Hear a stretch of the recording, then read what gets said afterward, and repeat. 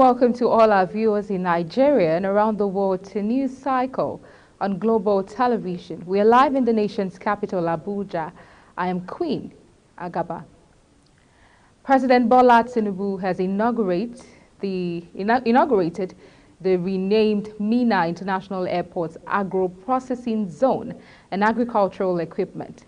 The airport, first inaugurated by former military head of state Ibrahim Babangida on June 20, 1990, was renamed Bola Ahmed Tinubu International Airport Minna by Governor Umar Bago of Niger. The remodeled airport was previously closed due to the cut-off runway, but now it has a fully furnished domestic terminal. About 2,000 hectares will be used for the agro-processing zone projects, 1,000 hectares for drip irrigation and greenhouses, and 1,000 hectares for processing of dairy products. The Comptroller General of Customs, Adewale Adeniyi, says President Bola Tinubu has directed the Nigerian Customs Service to return all seized grains to their owners for onward retailing in the Nigerian market. The Customs CG disclosed this during a stakeholder meeting at Kwangwalam, a border town in the Mayadwa local government area of Katsina State. He says the directive was given by the president in his magnanimous gesture of ensuring that people of the country have enough food to buy at cheaper prices from the markets. He said, however, the return of the confiscated food items to the owners was based only on the condition that it will be sold in the Nigerian market. Governor Abba Kabir Yusuf of Kano State has urged President Bola Tinubu to open land borders to enhance food security in the country. He stated this during a courtesy visit by the Comptroller General of Customs, Adewale Adeniyi, in Kano. Kabir Yusuf, who lamented the harsh economic conditions being experienced by Nigerians, said that reopening of the borders will check inflation and cut prices of food items.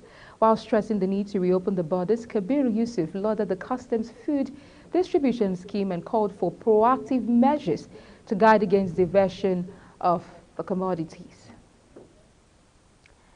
The Nigerian Senate has denied pardoning the 2024 budget by over 3 trillion naira.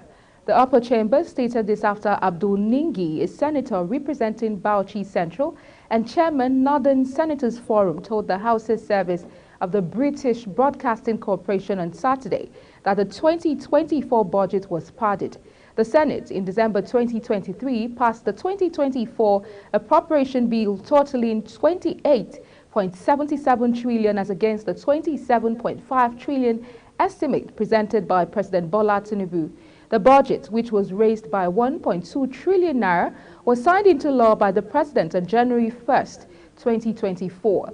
However, Ningi claimed that what was approved by the National Assembly was 25 trillion naira as against the 28 trillion being operated by the President.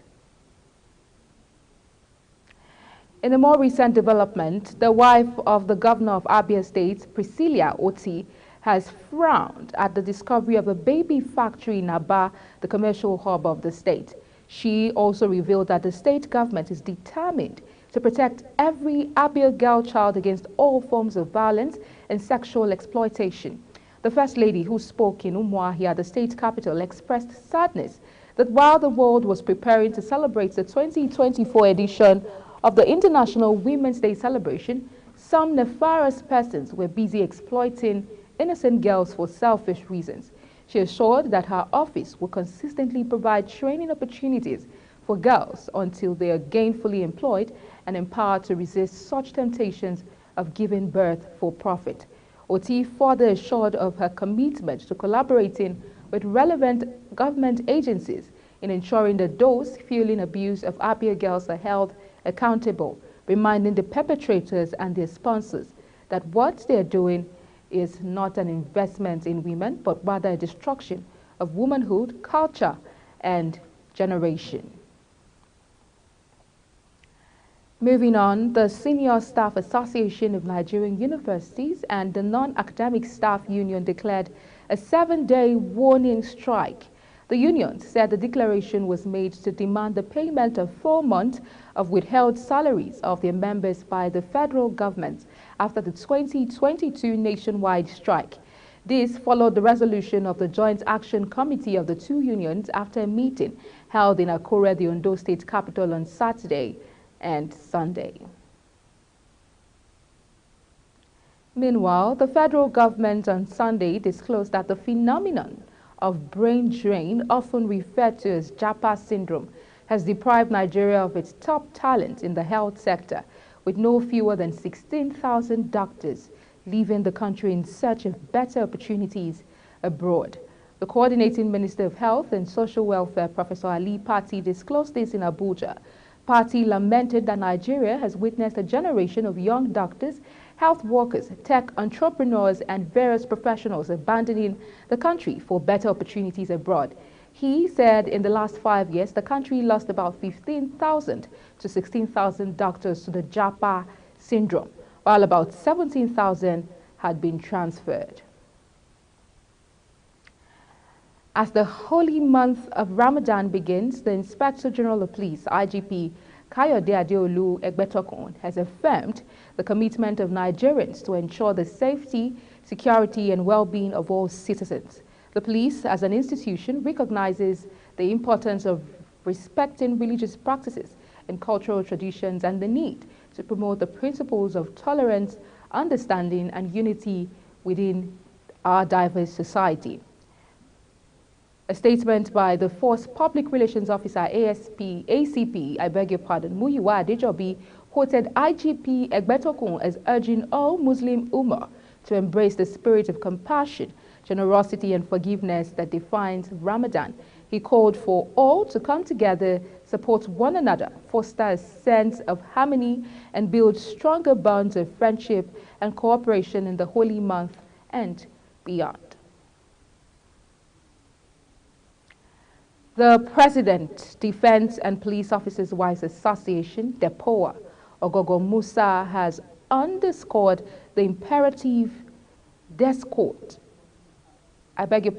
underscored the imperative of gender equality and women's empowerment, speaking at an event organized by DEPOA in commemoration of International Women's Day with the theme Inspire Inclusion.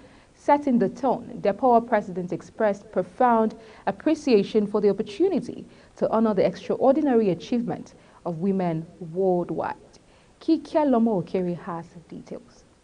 President, Defense Police Officers' Wives Association applauds the transformative evolution of Women's Day festivities and the rise of various professionals and social groups advocating fervently for women's rights and active involvement in societal advancement. She fervently appealed for concerted effort to acknowledge and honor the distinctive perspective and contribution of women from all walks of life. She paid homage to the tribalizing women who have propelled progress, dismantled barriers, and championed justice and equality within their communities.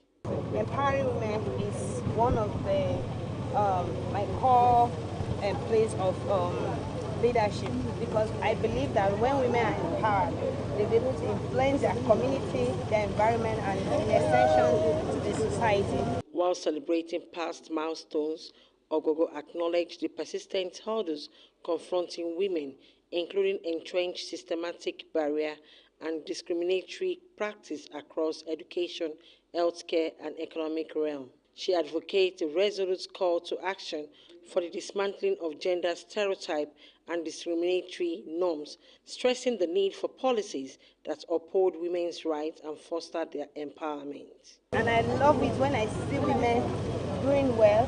I love it when I see women contributing, because without them doing this, the children, the home will not be where it's supposed to be. So this inspires me that if we are here to discuss this, we'll be able to know where we need to strengthen. On her part, the special guest of honor, former Minister of Women Affairs, Dame Pauline Tallen, urged women to continue to stand together and support one another until they get to their rightful place in the society.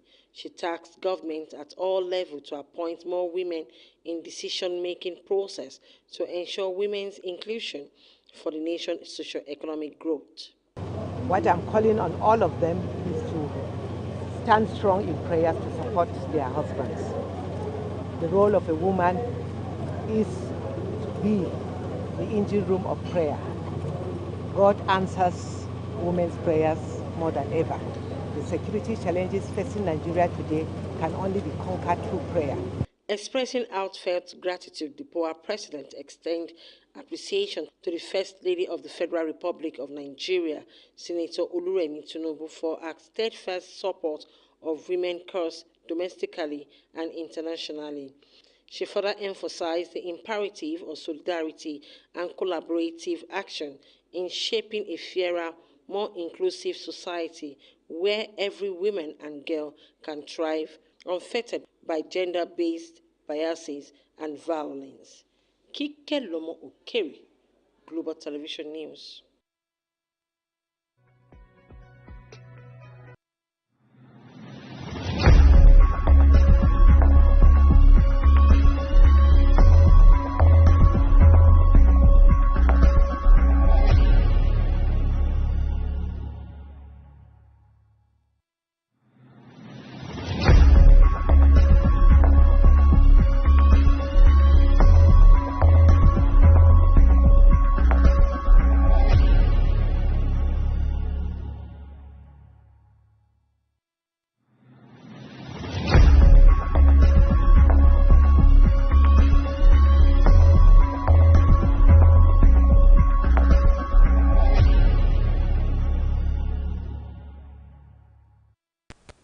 On the foreign scene, a U.S. military ship is sailing towards the Middle East carrying equipment to build a temporary pier off the coast of Gaza.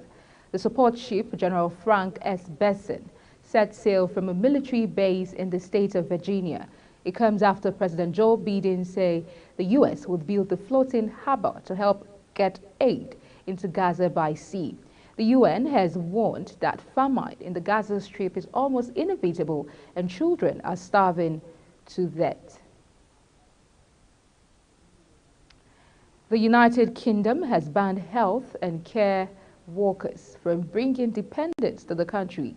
This was made known by the UK Home Office via its verified X handle, formerly Twitter.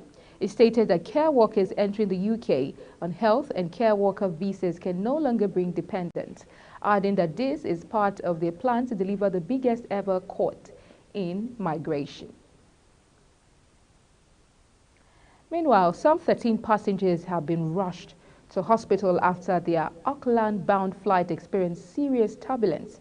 Gerard Campbell of St. John Ambulance, New Zealand, said ambulance crews assessed and treated approximately 50 patients, with one patient in a serious condition and the remainder in a moderate to minor condition, adding that 13 patients had been taken to hospital by ambulance.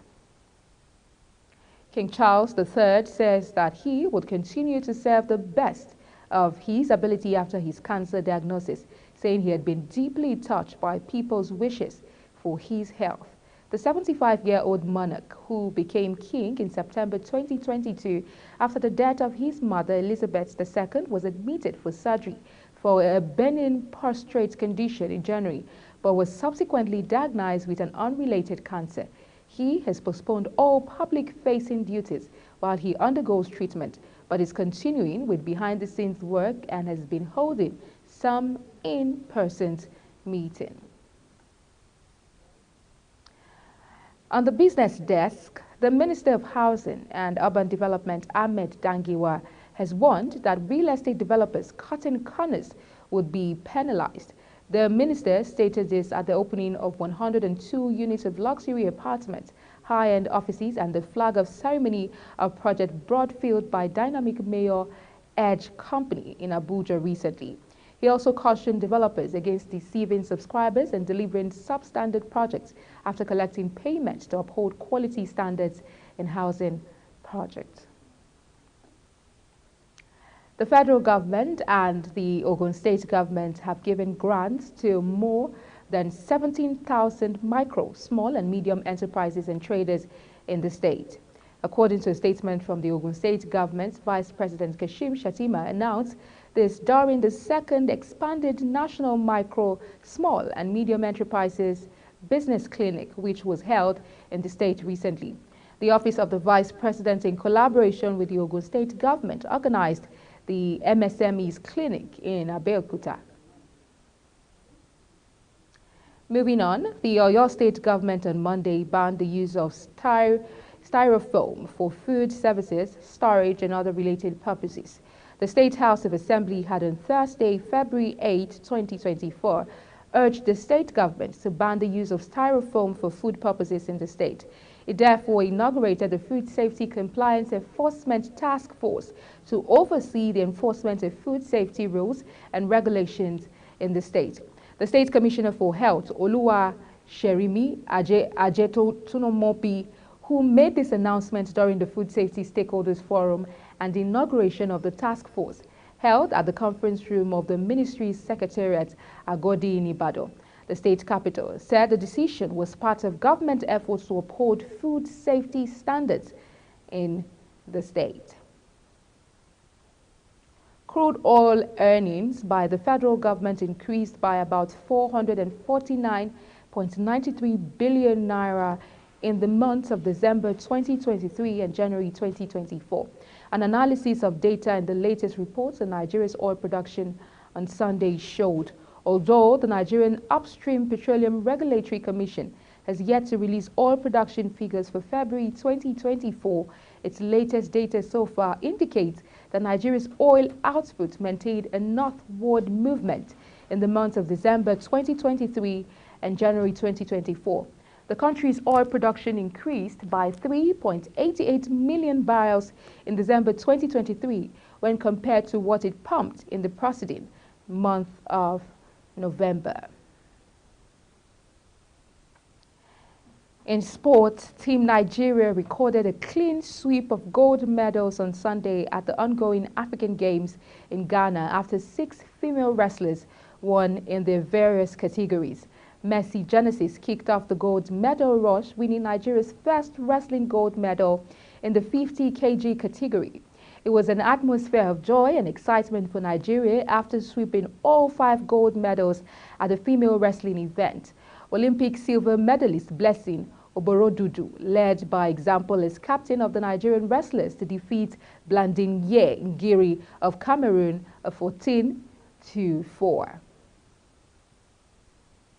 The Democratic Republic of Congo is set to host CAF African Schools Football Championship. A press release by the CAF Online Communications Department revealed that the upcoming event marks the final leg of the competition with the Central African Football Federations Union, UNIFAC zone, gearing up to stage the concluding phase of the zonal qualifiers.